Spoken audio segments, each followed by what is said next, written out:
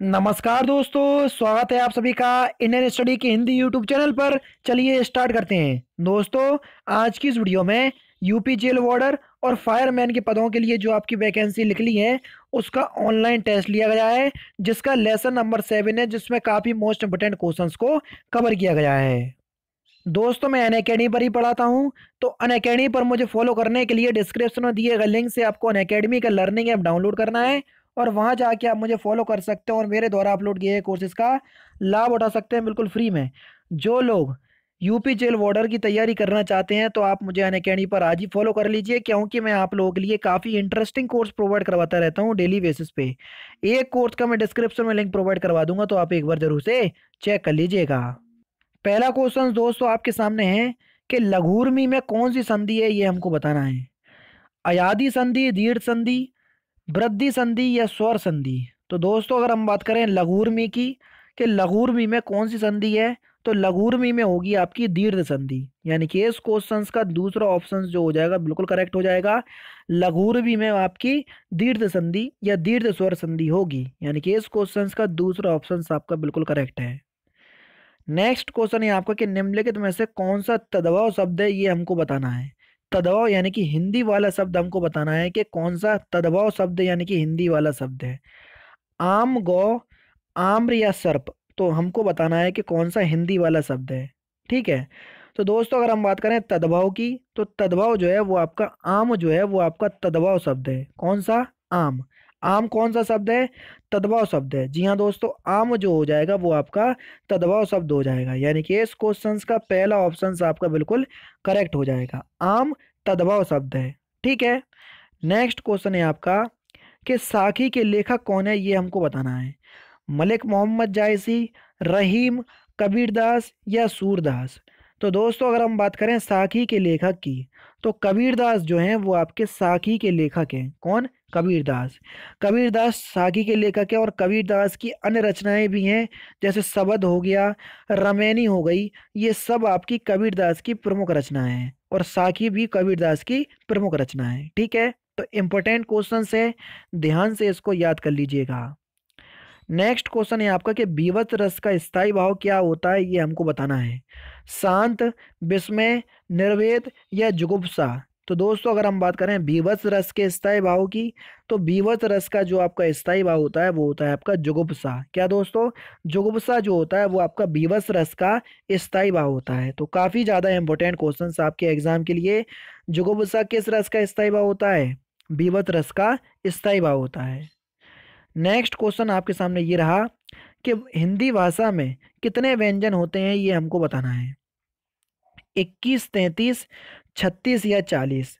तो अगर हम बात करें हिंदी भाषा में व्यंजनों की संख्या की कि हिंदी भाषा में कितने व्यंजन होते हैं, तो हिंदी भाषा में 33 व्यंजन होते हैं। कितने दोस्तों? 33 यानी कि 33। तो हिंदी भाषा में कितने व्यंजन होते हैं? 33 व्यंजन होते हैं। तो ये भी आपका काफी इंपॉर्टेंट क्वेश्चन है। हिंदी भाषा में व्यंजनों की संख्या कितनी है?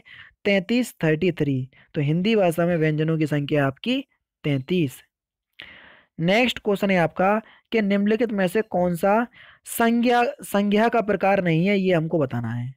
व्यक्तिवाचक संज्ञा, जातिवाचक संज्ञा, देशवाचक संज्ञा या भाववाचक संज्ञा। तो दोस्तों, अगर हम बात करें संज्ञा के बारे में, तो संज्ञा जो है वो देशवाचक संज्ञा संज्ञा का प्रकार नहीं है। संज्ञा के 5 प्रकार होते हैं।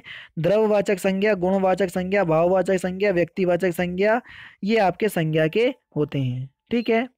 नेक्स्ट क्वेश्चन है आपका कि लड़का पेड़ से गिरा, वाक्य में कौन सा कारक है, ये हमको बताना है। तो देखो, से कारक चिन्ह के लिए आपके 2 कारक चिन्ह यूज किए जाते हैं। एक तो आपका अपादान कारक, दूसरा होता है आपका करण कारक। अब आपको पता होना चाहिए, तो जो आपका करण कारक होता है वो आपका जुड़ने के लिए होता है और अपादान कारक होता है वो आपका अलग होने के लिए होता है। जैसे लड़का पेड़ से गिरा, तो देखो लड़का जब तक पेड़ से अलग नहीं होगा तब तक वो गिरेगा नहीं। तो जब लड़का पेड़ से गिरा तो इसमें कौन सा कारक चिन्ह यूज हुआ? से तो कारक चिन्ह यूज हुआ, लेकिन अपादान कारक वाला। कौन सा? अपादान कारक वाला। यानी कि इस क्वेश्चन का तीसरा ऑप्शन आपका बिल्कुल करेक्ट हो जाएगा। अगर यही क्वेश्चन आपका इस प्रकार होता कि लड़का साइकिल से बाजार गया, तो लड़के के पास जब तक साइकिल नहीं होगी तब तक वो बाजार नहीं जाएगा ऑप्शंस के क्वेश्चन के हिसाब से। तो भैया लड़का साइकिल से बाजार गया, यानी कि साइकिल उसके साथ जुड़ी हुई है, इसलिए जो जुड़ने वाले के जो लिए कारक चिन्ह होता से कारक चिन्ह, तो जुड़ने वाले के लिए होता तो उसमें होता है आपका करण कारक। ठीक है, तो फिलहाल तो आपका ऑप्शंस में अलग होने के लिए दे रहा है, तो यहाँ पर होगा आपका अपादान कारक। तो दोनों में ही आपको डिफरेंस पता होना चाहिए।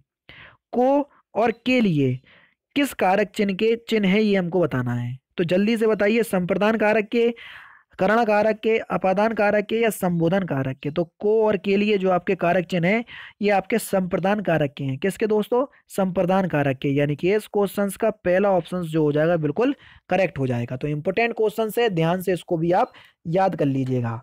नेक्स्ट क्वेश्चन की दोस्तों अगर हम बात करें तो नेक्स्ट क्वेश्चन आपके सामने ये रहा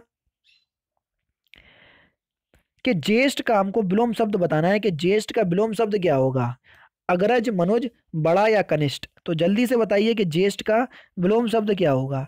तो दोस्तों अगर हम बात करें ज्येष्ठ के विलोम शब्द की, तो ज्येष्ठ का विलोम शब्द होगा आपका कनिष्ठ। कनिष्ठ जो होगा वो आपका ज्येष्ठ का विलोम शब्द होगा, यानी कि इस क्वेश्चन का चौथा ऑप्शन आपका बिल्कुल करेक्ट है। कनिष्ठ जो है वो आपका किसका विलोम शब्द है? ज्येष्ठ का विलोम शब्द है आपका कनिष्ठ। इंपोर्टेंट क्वेश्चंस बहुत ही ज्यादा, कनिष्ठ जो होगा वो आपका ज्येष्ठ का विलोम शब्द होगा। नेक्स्ट क्वेश्चन है आपका कि उत्तर प्रदेश में भारतीय ललित कला परिषद स्थित है कहाँ पर, ये हमको बताना है।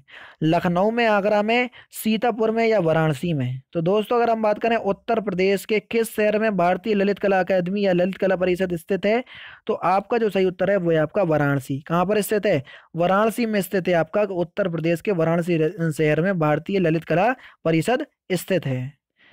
नेक्स्ट क्वेश्चन की दोस्तों अगर हम बात करें तो नेक्स्ट क्वेश्चन आपके सामने ये रहा कि निम्नलिखित में से कौन सा अनुच्छेद भारत के प्रधानमंत्री की नियुक्ति से संबंधित है, ये हमको बताना है। अनुच्छेद 356, अनुच्छेद 32, अनुच्छेद 75 या अनुच्छेद 348। तो उस अनुच्छेद के बारे में बताना है जो कि आपका भारत के प्रधानमंत्री की नियुक्ति से संबंधित है, वो है आपका अनुच्छेद 375। जी हाँ दोस्तों, अनुच्छेद 75, ना कि 375, गलती से बोल दिया। अनुच्छेद 75 यानी कि 75 जो है वो आपकी भारत की प्रधानमंत्री की नियुक्ति से संबंधित है। इंपोर्टेंट क्वेश्चंस बहुत ही ज्यादा। उत्तर प्रदेश में सबसे ज्यादा अनुसूचित जनजाति वाला जिला कौन सा है, ये हमको बताना है। सहारनपुर, श्रावस्ती, बागपत या सोनभद्र। तो दोस्तों अगर हम बात करें उत्तर प्रदेश में सबसे ज्यादा अनुसूचित जनजाति वाला जिला, तो वो है आपका सोनभद्र, यानी कि इस क्वेश्चन का चौथा ऑप्शन जो है वो बिल्कुल करेक्ट है। नेक्स्ट क्वेश्चन है आपका कि भारतीय प्रतिस्पर्धा आयोग के नए अध्यक्ष के रूप में किसे नियुक्त किया गया, ये हमको बताना है। शशि शेखर एस के जैन, अशोक कुमार गुप्ता या सुधीर मित्तल। तो अगर हम बात करें भारत के प्रतिस्पर्धा आयोग के अध्यक्ष के रूप में किसको नियुक्त किया गया, तो अशोक कुमार गुप्ता को भारत के प्रतिस्पर्धा आयोग के रूप में नियुक्त किया गया। इंपोर्टेंट क्वेश्चंस काफी ज्यादा। नेक्स्ट क्वेश्चन है आपका कि बाल गंगाधर तिलक ने कब और कहां होम रूल आंदोलन शुरू किया, ये हमको बताना है। 1916 पूना में, 1917 नागपुर में, 1916 दिल्ली में या 1915 पूना में। तो दोस्तों आपका जो सही उत्तर है वो है आपका 1916 पूना में, यानी कि इस क्वेश्चन का पहला ऑप्शन जो है वो बिल्कुल करेक्ट है। नेक्स्ट क्वेश्चन है आपका कि लोक नृत्य कर्मा उत्तर प्रदेश के निम्नलिखित में से किस जिले से संबंधित है, ये हमको बताना है। सीतापुर और सहारनपुर, इलाहाबाद और श्रावस्ती, सोनभद्र और मिर्जापुर या अलीगढ़ और मथुरा। तो लोक नृत्य कर्मा जो है वो उत्तर प्रदेश के किस जिले से संबंधित है? सोनभद्र और मिर्जापुर, यानी कि इस क्वेश्चन का तीसरा ऑप्शन आपका बिल्कुल करेक्ट है। लोक नृत्य जो आपका कर्मा है वो उत्तर प्रदेश के सोनभद्र और मिर्जापुर जिले से संबंधित है। नेक्स्ट क्वेश्चन है आपके कि निम्नलिखित में से दिए गए विकल्पों में विषम शब्द को चुनिए। 11, 13, 17 और 25 में विषम क्या है, ये हमको बताना है। तो 25 जो हो जाएगा वो आपका विषम हो जाएगा, क्योंकि 25 जो है वो आपकी भाज्य संख्या है, बाकी आपकी अभाज्य संख्या है। ठीक है, तो आपको आसानी से दिख रहा होगा, क्यों आपकी इसमें कोई इतनी कठिन बात नहीं है। ठीक है, नेक्स्ट क्वेश्चन आपके सामने ये रहा, रीजनिंग का क्वेश्चन है कि ट्रम्प को 4, 6, 3, 2, 1 लिखा जाता है, ग्रेन को 4, 7, 6, 5, 9, 8 लिखते हैं। तो इसी प्रकार से हम किसको दोस्तों, जो आपका ग्रंट है उसको क्या लिखेंगे। देखो जी का जो आपका नंबर है वो है आपका 7, और 7 आपको काय में दिख रहा, केवल एक ही ऑप्शन में दिख रहा है, तो हमको ज्यादा टाइम खर्च करने की जरूरत है नहीं है। तो चौथा ऑप्शन आपका बिल्कुल करेक्ट हो जाएगा। नेक्स्ट क्वेश्चन है आपका विषम को चुनना है। तो देखो 25 आपका विषम हो जाएगा, क्योंकि ये क्वेश्चन आपका रिपीट हो गया, बाकी सब अभाज्य, 25 केवल भाज्य संख्या है। नेक्स्ट क्वेश्चन है आपका कि विषम को चुनना है, शकलकंद, शलजम, प्याज और टमाटर, इसमें से विषम क्या हो जाएगा? तो टमाटर जो हो जाएगा वो आपका क्या हो जाएगा? विषम हो जाएगा, क्योंकि शलजम हो गई आपकी, शकलकंद हो गई और प्याज हो गई, ये सब की सब जड़ें हैं, बाकी टमाटर एक फल है। नेक्स्ट क्वेश्चन और लास्ट क्वेश्चन दोस्तों आपके सामने ये रहा कि प्रवेश अगर निकाह से संबंधित है तो वफादारी किससे संबंधित होगा, ये हमको बताना है। मिथ्या से, विश्वासघात से, बेईमानी से या असम्मान से? तो जो आपका वफादारी है वो आपका विश्वासघात से संबंधित होगा, यानी कि इस क्वेश्चंस का दूसरा ऑप्शन करेक्ट हो जाएगा। तो दोस्तों ये थे आपके 20 मोस्ट इंपोर्टेंट क्वेश्चंस जो कि मैंने आज की इस वीडियो में आपको कवर करवा दिए। अब मैं आपसे एक क्वेश्चन पूछने जा रहा हूँ और उसका आंसर आपको कमेंट बॉक्स में बताना है। तो आज का जो आपका क्वेश्चन है वो ये रहा आपके सामने, कारक के कितने भेद होते हैं ये हमको बताना है, 2, 6, 4 या 8? तो सही उत्तर आपको कमेंट बॉक्स में बताना है। तो दोस्तों फिलहाल की वीडियो में सिर्फ इतना ही। अगर आपको वीडियो पसंद आए तो प्लीज़ वीडियो को लाइक कीजिए, शेयर कीजिए और साथ ही साथ मेरे चैनल को सब्सक्राइब करना ना भूलें, क्योंकि मैं रोजाना इसी तरह की वीडियोज़ आप लोगों के लिए लाता रहता हूँ। नमस्कार दोस्तों, जय हिंद, जय भारत।